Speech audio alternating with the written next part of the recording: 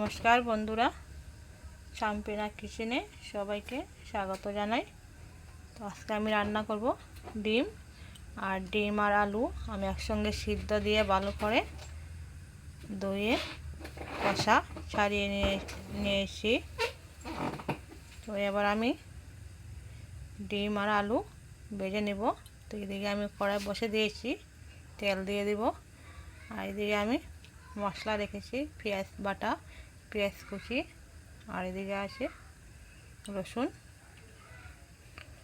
আর একসঙ্গে আদাও আছে। তো আমি কড়াইতে দিয়ে দিচ্ছি তেল। ডিমটা ভেজে নেব।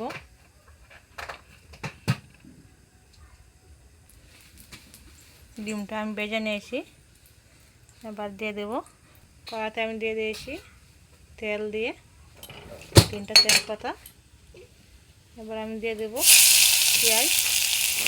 দেখো পেঁয়াজ দিয়ে আমি আলু দিয়ে দিয়েছি। এবার আমি দিয়ে দেব হলুদ,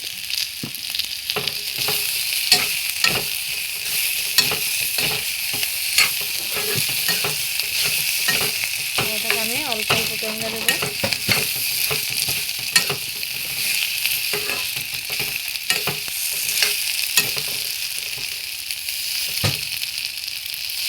নাস্তা সিদ্ধ করেছিলাম তাই আমি ভেঙে দিচ্ছি।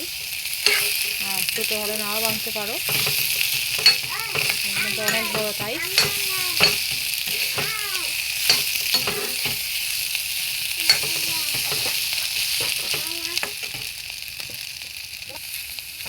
রসুন কড়িগুলো দিয়ে দিয়েছি। এবার আমি মশলা দিয়ে দেব।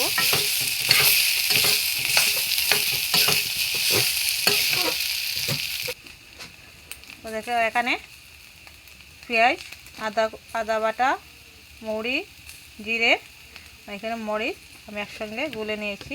তো অল্প অল্প দিয়েছি। আর আমি দিয়ে দেবো।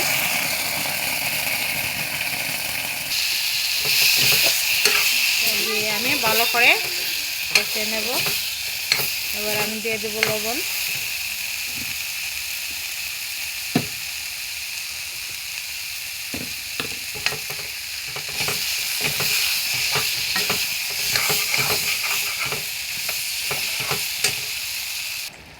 মশলা দেওয়ার পরে আমি অল্প জল দিয়ে দিয়েছি। এবার আমি দিয়ে দেব ডিম।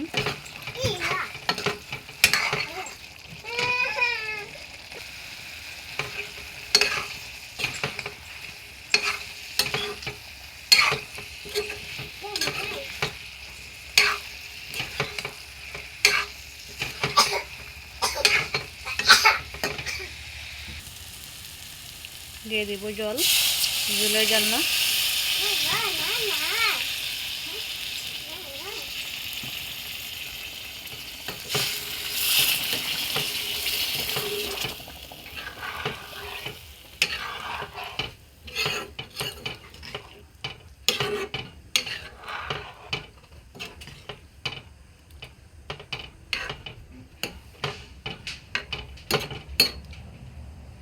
আমি 5 মিনিট জাল করে নেব। ঝোলটা তো হয়ে গিয়েছে, একমাত্র জলটা একটু ফুটবে তাই। তারপর আমি গরম মশলা দিয়ে নামিয়ে নেব।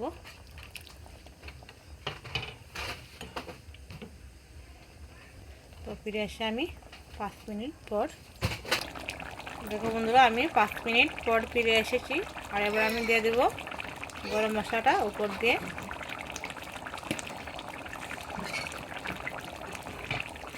গরম মশলা দিয়ে দিয়েছি। তো গন্ধটা কিন্তু খুব সুন্দর বেরোচ্ছে, মাংস তরকারির মতোই বন্ধুরা। দেখো ঝোলটা অনেক সুন্দর হয়েছে।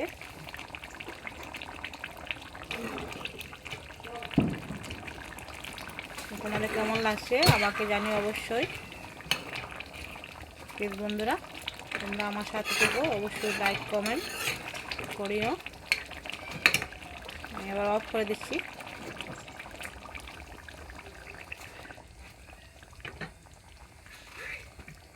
এবার আমি নামিয়ে নেব। তো দেখো বন্ধুরা কেমন হয়েছে, আমি নামিয়ে নিয়েছি ঝোলটা। দেখো অনেক সুন্দর হয়েছে, দেখতে খেতে অনেক ভালো লাগছে।